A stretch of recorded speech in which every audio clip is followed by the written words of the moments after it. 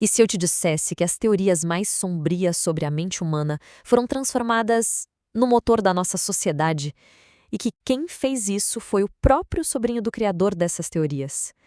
Pois é, essa é a história de como a gente passou a desejar coisas que no fundo nem sabíamos que queríamos.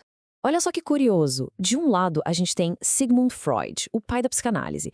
Ele olhou para dentro da mente humana e ficou, sinceramente, assustado com as forças perigosas que encontrou lá. Do outro lado, o sobrinho americano dele, Edward Bernays. Ele olhou para as mesmas forças e não viu perigo nenhum. Ele viu uma oportunidade de negócio. E essa percepção, essa pequena mudança de perspectiva mudou o mundo para sempre.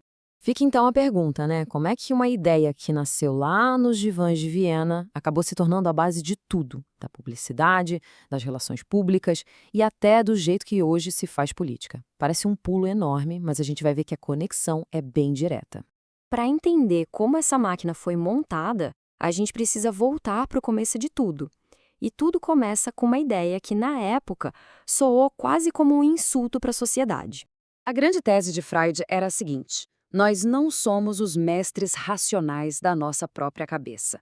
Na verdade, somos guiados por instintos primitivos, desejos ocultos que a gente mal consegue entender. Para a elite de Viena, isso foi um escândalo, era perigoso. Sugeria que toda a civilização era só uma casquinha de gelo bem fina cobrindo um oceano de caos irracional.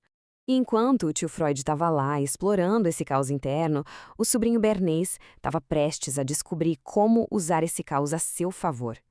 E o laboratório perfeito para isso foi, acredite, a Primeira Guerra Mundial. Bernays viu na prática o poder que a propaganda tinha. Ele viu multidões aplaudindo o presidente americano Woodrow Wilson, não como um político, mas como um herói, um libertador. E ele sacou na hora: se essa ferramenta é tão poderosa para fazer as pessoas apoiarem uma guerra, imagino que ela não poderia fazer em tempos de paz. E aí, a grande sacada veio quando ele começou a ler os livros do tio Freud. Foi ali que a chave virou. Ele pensou, peraí, se as pessoas são movidas por desejos que nem elas entendem, por que eu vou tentar vender um produto usando lógica e fatos? O verdadeiro ouro estava em falar diretamente com esses desejos escondidos. Ele tinha acabado de descobrir como transformar o inconsciente numa máquina de fazer dinheiro. E ele não perdeu tempo, não. A primeira grande demonstração desse método foi um trabalho para uma gigante do tabaco.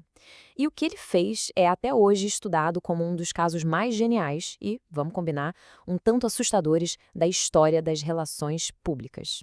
A sacada foi essa aqui. Ele não vendeu cigarros, ele vendeu uma ideia. Um psicanalista da equipe dele disse que, no inconsciente coletivo, o cigarro era um símbolo de poder masculino. O que o Bernays fez? Ele transformou o cigarro num símbolo de desafio a esse poder. Aquelas mulheres na parada, acendendo as suas tochas da liberdade, elas não estavam apenas fumando, elas estavam fazendo uma declaração. O cigarro virou um ato de rebeldia. Foi um golpe de mestre. E essa foi a grande revolução que ele causou. Pensa bem, antes dele, um anúncio dizia que um carro era confiável e econômico. Depois dele, o anúncio passou a dizer que aquele carro faria a pessoa se sentir mais poderosa, mais livre, mais atraente. Nascia ali a conexão emocional com o produto, algo que é a base de todo o marketing hoje. A partir daí, Bernays percebeu que tinha uma fórmula mágica nas mãos. E se funcionava tão bem com cigarros, por que não funcionaria com qualquer coisa? De carros a políticos. Ele praticamente escreveu o livro de regras que as campanhas de marketing e política seguem até hoje. Muitas coisas que a gente acha super normais hoje foram invenções dele. Sabe quando uma celebridade posta usando um produto? Foi Bernays. Um médico independente recomendando alguma coisa? Bernays. Vender um carro não pela mecânica, mas pelo status que ele representa? Ideia dele. Ele transformou a persuasão em uma ciência. E ele não se limitou a produtos. O presidente americano Calvin Coolidge tinha uma imagem pública de ser, digamos, bem sem graça. O que Bernays fez? Ele não tentou mudar as políticas do presidente. Ele mudou a foto. Organizou um café da manhã na Casa Branca com 34 estrelas de Hollywood. A foto rodou o país e, da noite para o dia, o presidente sem sal virou o presidente amigo dos artistas. Pura imagem. Só que por trás de toda essa técnica, tinha uma filosofia bem controversa. Para Bernays, a maioria das pessoas era irracional e perigosa. Deixar a democracia nas mãos delas seria um caos. A solução? Uma elite inteligente deveria engenheirar o consentimento, ou seja, guiar as massas, o rebanho desnorteado, apelando às suas emoções, sem que elas nem percebessem que estavam sendo conduzidas.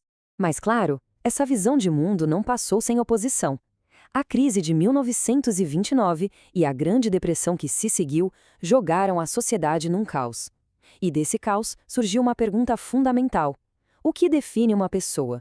Seu papel como cidadão ou como consumidor? E essa pergunta dividiu o país. De um lado, estava o presidente Franklin Roosevelt com seu New Deal. Ele apostava na ideia de que as pessoas eram cidadãos racionais, capazes de participar das decisões do país. Do outro lado, estavam as grandes corporações, usando as táticas de Bernays. Para elas, as pessoas eram basicamente consumidores irracionais, e o truque era manter seus desejos satisfeitos para que ficassem calmas e dóceis. Então, quando Roosevelt começou a regular as empresas, a resposta veio na forma de uma guerra de relações públicas. Usando todo o kit de ferramentas de Bernays, a indústria não debateu os fatos. Ela foi direto na emoção, criando uma narrativa poderosa de que o capitalismo e a liberdade eram a mesma coisa e que o bem dos negócios era o bem da América. O grande palco dessa batalha de ideias foi um lugar que prometia mostrar como seria o futuro: a Feira Mundial de Nova York de 1939. Com Bernays como um dos consultores, o tema da feira foi bem direto. A democracia americana e os negócios eram parceiros inseparáveis. A liberdade não era mais sobre o direito de votar ou de se expressar. Era sobre o direito de escolher o que comprar. Uma redefinição completa. E a principal atração, chamada Democracity, mostrava esse futuro ideal. Não era um futuro de cidadãos debatendo na praça pública. Era um futuro de consumidores felizes, com todos os seus desejos satisfeitos pelas empresas. O papel do indivíduo na sociedade? Simples: consumir. O sonho de Bernays não era mais só uma teoria, agora era um projeto de futuro. Isso tudo nos traz para hoje.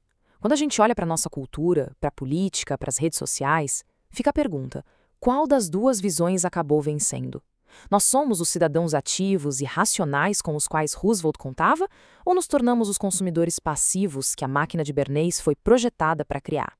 A resposta talvez diga muito não só sobre o nosso passado, mas sobre o nosso futuro.